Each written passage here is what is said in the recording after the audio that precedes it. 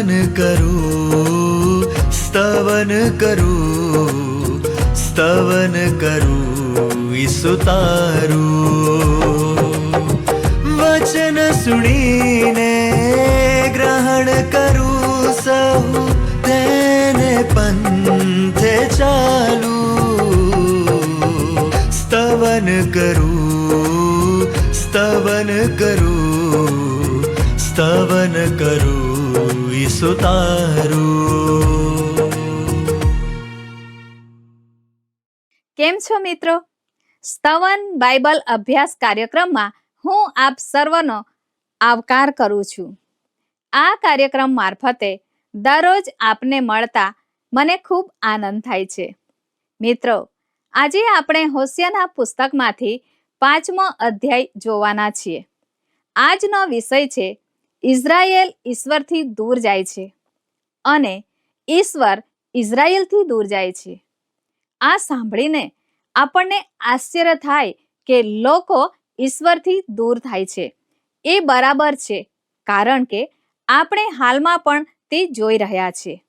પણ ઈશ્વર પણ લોકોથી દૂર જાય છે. તે સાંભળીને કંઈક અજુગતું લાગે. સાચી વાત ને મિત્રો? આ વિષયમાં વધારે જાણવા આજના અભ્યાસમાં અમારી સાથે જોડાયેલા રહેશો. આવો આપણે સાથે મળીને ઈશ્વરના વચનમાંથી શીખીએ.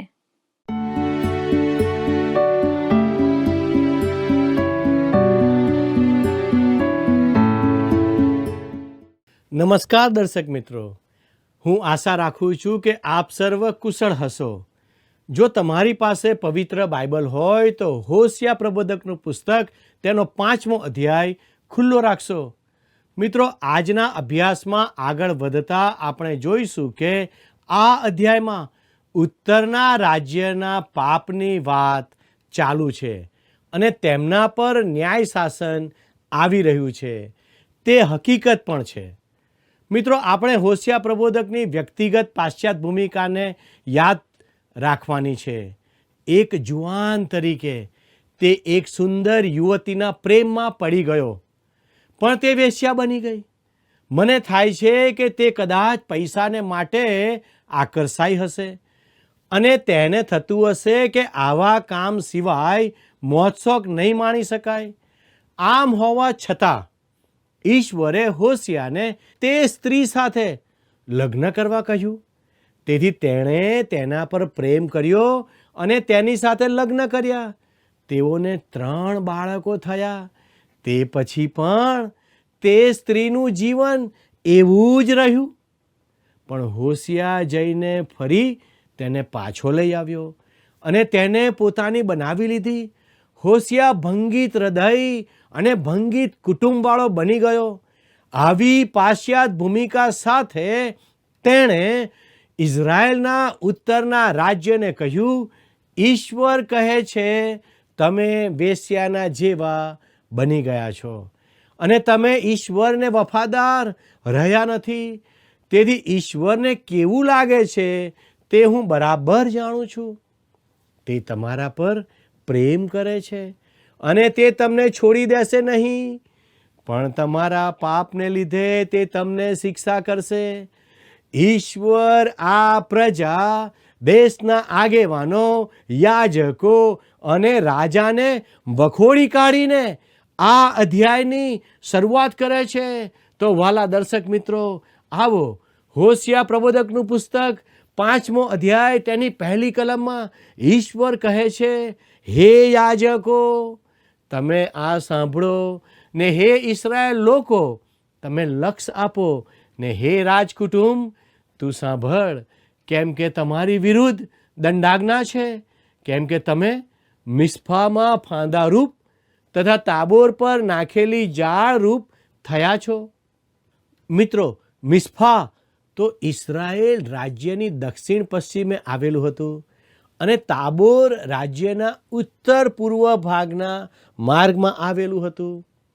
બીજા શબ્દોમાં આ લોકો તેઓને મળે તે લીલા ઝાડ નીચે પ્રતિમાની ભક્તિ કરતા હતા. આખા દેશમાં પ્રતિમાઓ સ્થાપેલી હતી. તે દેશના આગેવાન પ્રતિનિધિઓ તરીકે યાજકો અને રાજા સાથે વાત કરે છે. ચોથા અધ્યાયમાં આપણે જોયું કે ઈશ્વરે કહ્યું, યથાલોક તથા યાજક. જે યાજકે પોતાનો નમૂનો આપવો જોઈએ તે સમાજના સૌથી નીચા સ્તરના માણસ જેવો જ બની ગયો હતો. રાજાની પણ આવી જ સ્થિતિ હતી. મિત્રો, આપણે પણ એવા સમયમાં છીએ જ્યારે આપણને આત્મિક, સામાજિક અને રાજકીય આગેવાનીની ખોટ વર્તાય છે. ઈશ્વર વિદ્યાની બાબતમાં, રાજકારણની બાબતમાં કે કેળવણીની બાબતમાં બધે જ ઉદારમતવાદ ચાલે છે.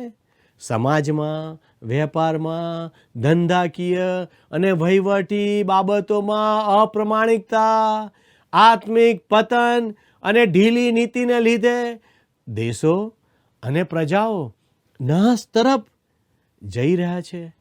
ઇઝરાયલમાં આવું જ બન્યું. આજે જે બધું બની રહ્યું છે તેનો નમૂનો તેણે જ પૂરો પાડ્યો છે. મિત્રો, હવે આપણે હોશિયા 5 અને 2 વાંચીએ.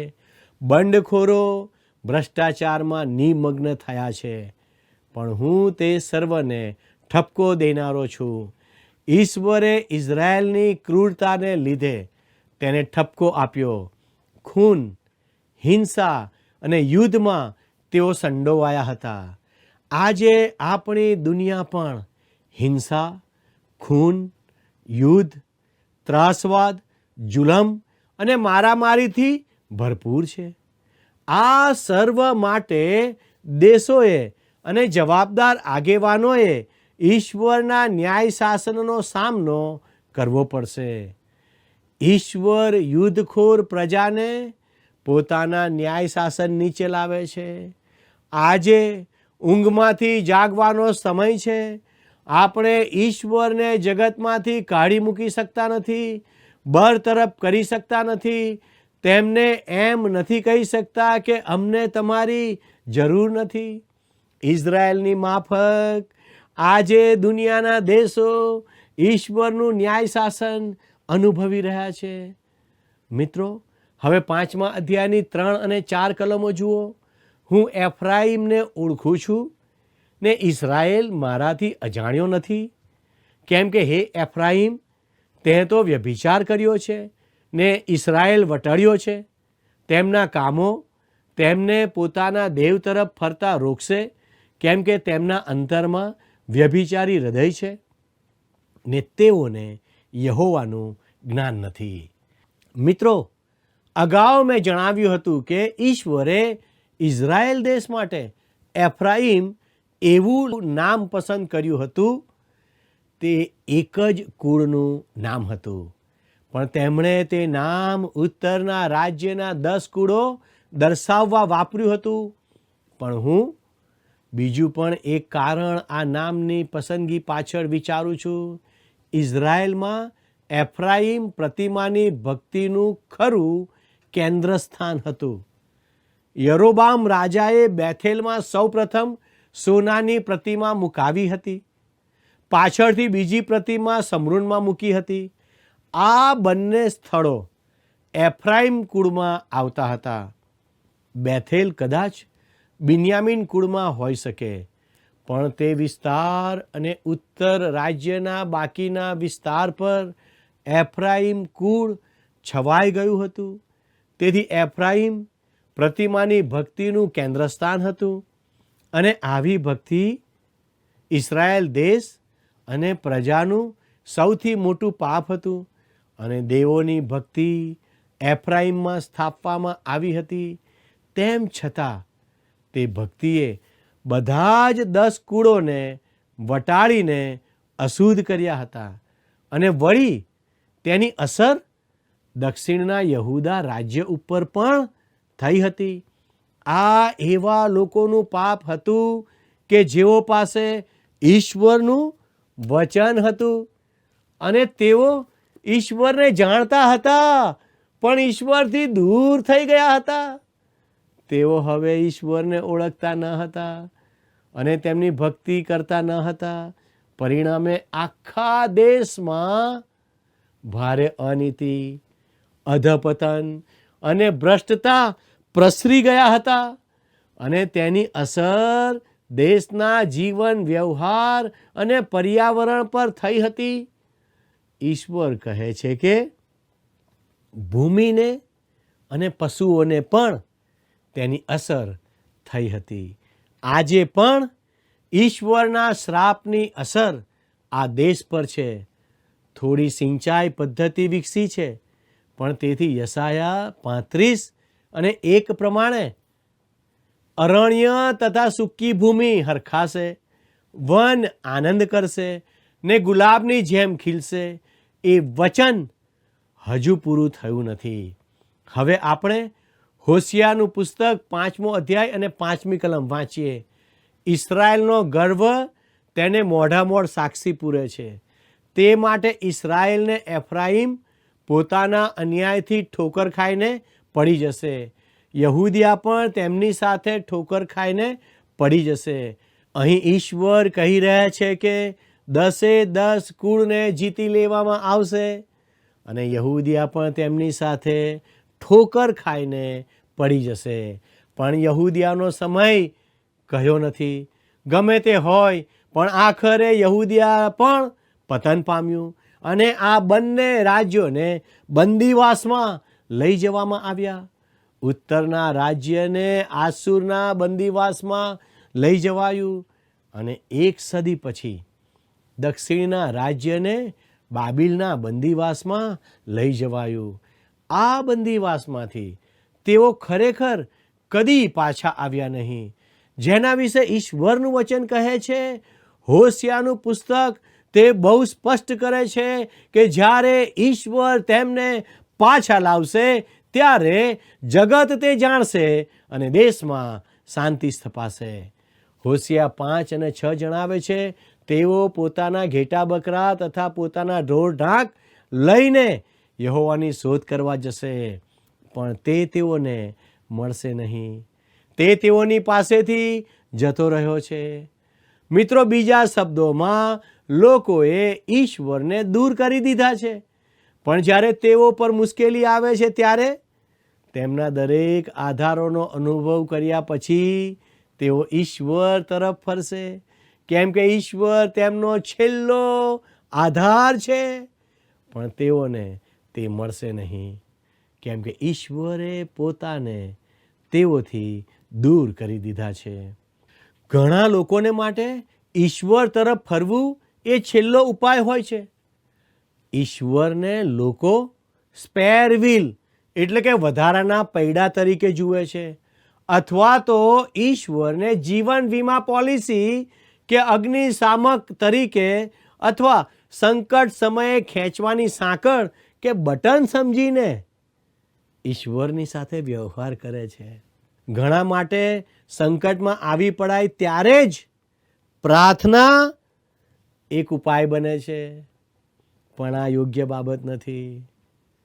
મિત્રો, હોશિયા 5 અને 7માં લખ્યું છે તેઓએ ઈશ્વરની વિરુદ્ધ કપટ કર્યું છે, કેમ કે તેઓએ પારકાના પેટના છોકરા જણ્યા છે. હવે ચંદ્ર દર્શનનો દિવસ તેઓને તેઓના વતનો સહિત સ્વાહા કરી જશે.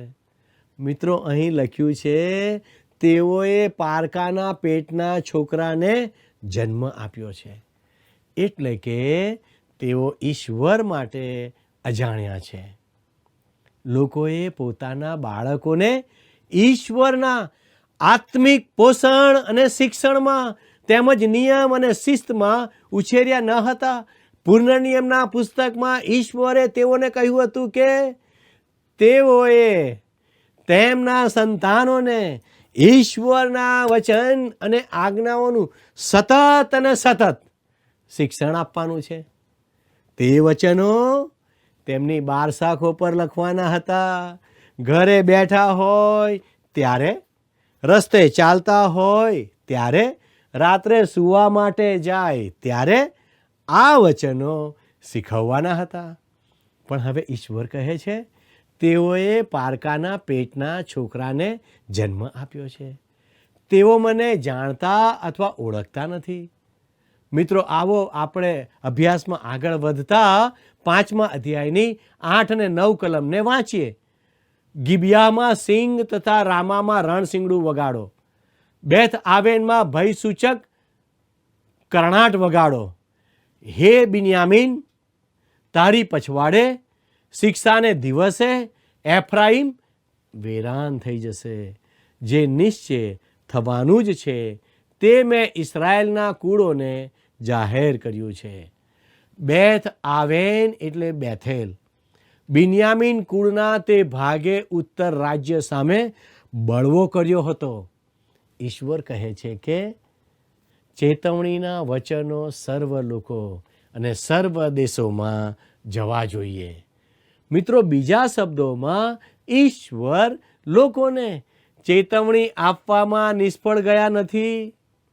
તેમણે તેઓને ઠપકો અને ચેતવણી આપ્યા હતા, અને છતાં લોકો તેમનું સાંભળતા ન હતા. હોશિયા 5 અને 10માં લખ્યું છે, યહૂદિયાના સરદારો બાણ ખસેડનારાઓના જેવા છે. હું મારો કોપ પાણીની પેઠે તેઓ પર રેડીશ. મિત્રો, દક્ષિણના રાજ્યએ પોતાની સરહદ ઉત્તર તરફ જેટલી ખસેડાય તેટલી ખસેડવા પ્રયત્ન કર્યો હતો. તેને લીધે ખરેખર ભાગલા પડી ગયા અને સરહદ વિશે બંને રાજ્યો બિલકુલ સંમત ન હતા. તેથી ઈશ્વરે હોશિયા મારફતે દક્ષિણના રાજ્યને પણ સંદેશો મોકલ્યો હતો. જો કે મૂળે તો હોશિયા ઉત્તરના રાજ્ય માટે પ્રબોધક હતો. હવે આપણે 5મા અધ્યાયની 11 અને 12 કલમ વાંચીએ. એફ્રાઈમ ચગદાઈ ગયો છે, તે ઇન્સાફની રૂએ કચડાઈ ગયો છે, કેમ કે તે વ્યર્થતાની પાછળ ચાલવા રાજી હતો. તેથી હું એફ્રાઈમને કંસારી રૂપ છું ને યહૂદિયાના લોકને સડારૂપ છું. મિત્રો, એફ્રાઈમ પોતાની ઈચ્છાથી પ્રતિમાઓ પાછળ ગયો, તેઓની ભક્તિ કરી અને તે ટોળામાં ગયો. અહીં પ્રબોધક જે રૂપક કે ઉપમા વાપરે છે તે રસિક લાગે છે. પ્રબોધકોના પુસ્તકોનો અભ્યાસ બહુ લાભદાયી છે. મિત્રો, ઈશ્વરનું વચન સમજવા માટે આવા કુદરતના રૂપકો અને ઉપમા ખૂબ જ ઉપયોગી બને છે. તેથી હું એફ્રાઈમને કંસારી રૂપ છું. આ કંસારી એટલે જીવડું. તે શું કરે? તે આપણા કબાટમાં કપડામાં પેસી જાય છે, અને જો આપણે ફિનાઇલની ગોળી કે દવા ના નાખી હોય તો કપડાં કાતરી જાય છે. ખાસ કરીને તે ગરમ કપડાં જલ્દીથી કાતરી ખાય છે અને કાણા પાડી દે છે. આમ આપણને મોટું નુકસાન થાય છે. ઈશ્વર પણ એફ્રાઈમ માટે કંસારી રૂપ બનીને તેનો ન્યાય કરીને ઝડપથી તેનો નાશ કરશે. પછી તે કહે છે, યહૂદિયાના લોકને સડારૂપ છું. લાકડું અથવા લાકડાના ફર્નિચર કે ઘર લાંબે ગાળે સડી જાય છે, ખરું ને? ઈશ્વરે એફ્રાઈમનો એટલે ઉત્તરના રાજ્યનો તરત જ ન્યાય કરવાની વાત કરી હતી. જો કે દક્ષિણના રાજ્યના સડા માટે પણ વ્યવસ્થા થઈ રહી હતી અને આખરે તે સડી જશે. પણ તેવું થતાં હજી સમય લાગશે. પ્રિય મિત્ર, સમય લાગે, પણ તેથી આપણે પાપમાં ચાલુ રહીને ઈશ્વરના ન્યાય શાસનથી બચી કે છટકી જવાની અપેક્ષા રાખી ન શકીએ. આજે આપણે પાપને લીધે રુદન અને વિલાપ કરવો પડે તેવી સ્થિતિ સર્જાઈ રહી છે. હવે 5મા અધ્યાયની 13મી કલમ જોઈએ. જ્યારે એફ્રાઈમે પોતાની બીમારી ને યહૂદિયાએ પોતાના જખમ જોયા, ત્યારે એફ્રાઈમ આસુરની પાસે ગયો ને યારેબ રાજાને કહાવી મોકલ્યું, પણ તે તમને સાજા કરવાને અશક્ત છે ને તેનાથી તમારો જખમ પણ રૂઝવવાનો નથી. પ્રિય મિત્રો, એફ્રાઈમ બીમાર હતો, મરણતોલ બીમાર હતો. ને યહૂદિયાએ પોતાના જખમ જોયા. આ સમયે યહૂદિયાને પણ ઈજા થઈ હતી, કેમ કે આસુર તેના પર ચડી આવ્યો હતો, પણ તે તેમને તે બંદીવાસમાં લઈ ગયો ન હતો. ત્યારે એફ્રાઈમ આસુરની પાસે ગયો ને યારેબ રાજાને કહાવી મોકલ્યું, પણ તે તમને સાજા કરવાને અશક્ત છે ને તેનાથી તમારો જખમ પણ રૂઝવવાનો નથી. એફ્રાઈમ ઊંટવૈદ પાસે ગયો. તેમણે કહ્યું હતું કે આસુરનો રાજા તેમને સહાય કરશે, પણ તે જ તેમને બંદીવાસમાં લઈ ગયો. તેમણે ખોટી વ્યક્તિ પાસે સહાય માગી. મિત્રો, હોશિયા 5 અને 14 જણાવે છે, કેમ કે હું એફ્રાઈમ પ્રત્યે સિંહરૂપ તથા યહૂદિયાના લોકો પ્રત્યે જુવાન સિંહરૂપ થઈશ. હું જ ફાડી નાખીને જતો રહીશ. હું પકડી લઈ જઈશ ને કોઈ છોડાવી શકશે નહીં. અહીં બીજી એક અજાયબ ઉપમા છે. ઈશ્વર કહે છે, હું એફ્રાઈમ પ્રત્યે સિંહરૂપ તથા યહૂદિયાના લોક પ્રત્યે જુવાન સિંહરૂપ થઈશ. ઈશ્વર કહેવા માંગે છે કે તે આ બંને રાજ્યોનો નાશ કરશે. અહીં ઈશ્વર ઉત્તર અને દક્ષિણ બંનેને અવારનવાર નાશની ચેતવણી આપે છે. ઈશ્વર એફ્રાઈમને બંદીવાસમાં જવા દેશે. તેઓ રસ્તે વિલાપ કરશે, પણ તે તેઓને છોડશે નહીં. ઈશ્વર તેઓના પાપને માટે તેઓને શિક્ષા કરશે. પ્રિય મિત્રો, ઈશ્વર દરરોજ પાપનો ન્યાય કરે છે. તેના વગર કોઈ રહી જતું નથી. આજે આપણે આપણા જુવાનોને નિષ્ફળતા તરફ દોર્યા છે. કોરોના જેવી ગંભીર બીમારીઓ આવીને ઘણાને ભરખી ગઈ. આપણને થાય છે કે આ શું થઈ રહ્યું છે? ખરેખર ઈશ્વર આપણને કહી રહ્યા છે કે તમે પાપમાં જીવન વિતાવી શકતા નથી. હું ન્યાય કરનાર છું. પ્રિય મિત્ર, ઈશ્વર આપણા પાપોનો ન્યાય કરી રહ્યા છે. 15મી કલમમાં લખ્યું છે, તેઓ પોતાનો ગુનો કબૂલ કરીને મારું મુખ શોધશે, ત્યારે હું ત્યાં સુધી દૂર જઈને મારે પોતાને ઠેકાણે પાછો જઈશ. પોતાના સંકટને સમયે તેઓ મને આતુરતાથી શોધશે. પ્રિય મિત્રો, ન્યાય શાસન વિશેનું આ પ્રકરણ ખરેખર કરુણ અથવા દુઃખદ લાગે છે, પણ અહીં તે આશાની નોંધ સાથે પૂરું થાય છે. એવો સમય આવશે જ્યારે ઇઝરાયેલ ફરીથી ઈશ્વરને શોધશે, પણ તેઓ તેમની તરફ પાછા ન ફરે ત્યાં સુધી ઈશ્વર તેઓને છોડાવશે નહીં. વાલા મિત્રો, આજે આપણે પણ પોતાના જીવન વિશે વિચાર કરીએ. જો આપણે ઈશ્વરથી દૂર જતા રહ્યા છીએ તો ઈશ્વર તરફ પાછા ફરીએ. ઈશ્વર આ પ્રમાણે કરવા આપ સર્વને દોરવણી આપો અને ઈશ્વરની આપ સર્વને સહાય મળો. આમેન.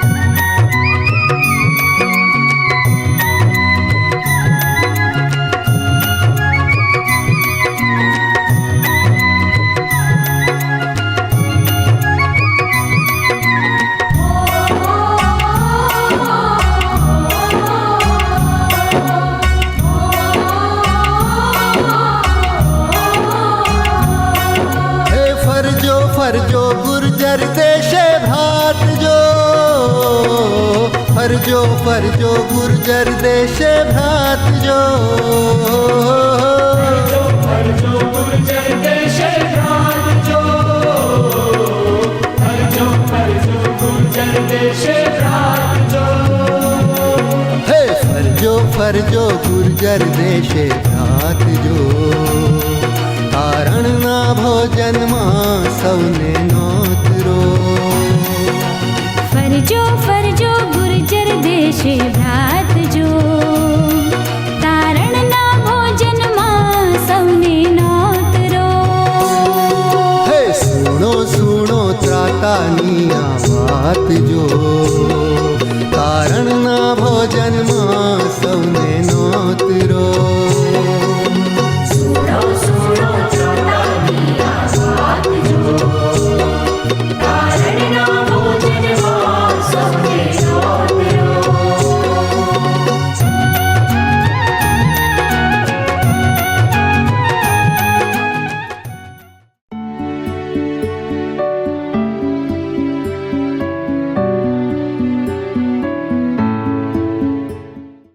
પ્રિય મિત્રો, આજના પાઠમાંથી આપણે શીખ્યા કે ઈશ્વર કોઈ પણ દેશના આગેવાનો, યાજકો અને રાજાને કહી રહ્યા છે કે તમે તમારી આગેવાનીમાં બીજાને માટે નમૂનારૂપ બનો.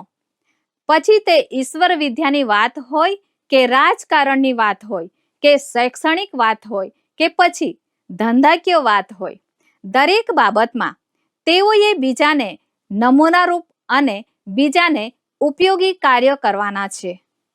મિત્રો, ઈશ્વરનું વચન એવું કહે છે કે જો તમે મારા વચન પાળતા નથી તો હું તમને શિક્ષા કરીશ અને તમારો ન્યાય કરીશ. પણ હું તમને પ્રેમ કરું છું, તમે મારા લોક છો, માટે તમને પાછા પણ લાવીશ. હું તમારો બચાવ કરીશ. આ બાબત સમજવા અને સાચો નિર્ણય લેવા ઈશ્વર તમને સહાય કરે, એ જ મારી પ્રાર્થના છે. મિત્રો, આ કાર્યક્રમ સંબંધી આપના પ્રતિભાવો મોકલવા માટે અમારો સંપર્ક નંબર છે 94 29 37 56 10 9429375610. મિત્રો, અમારો આજનો પ્રશ્ન છે, યરોબમ રાજાએ સૌ પ્રથમ સોનાની પ્રતિમા ક્યાં મુકાવી? એ બેથેલમાં, બી નાઝરેથમાં, સી ગાઝામાં, ડી સમરૂનમાં. મિત્રો, ગત પ્રશ્નનો જવાબ છે સી 36. આજનો પ્રશ્નનો જવાબ પણ અમારા સંપર્ક નંબર ઉપર જલ્દીથી મોકલી આપશો. આભાર. શું તમને આ કાર્યક્રમ ગમ્યો? અત્યારે જ અમને મિસ કોલ કરો.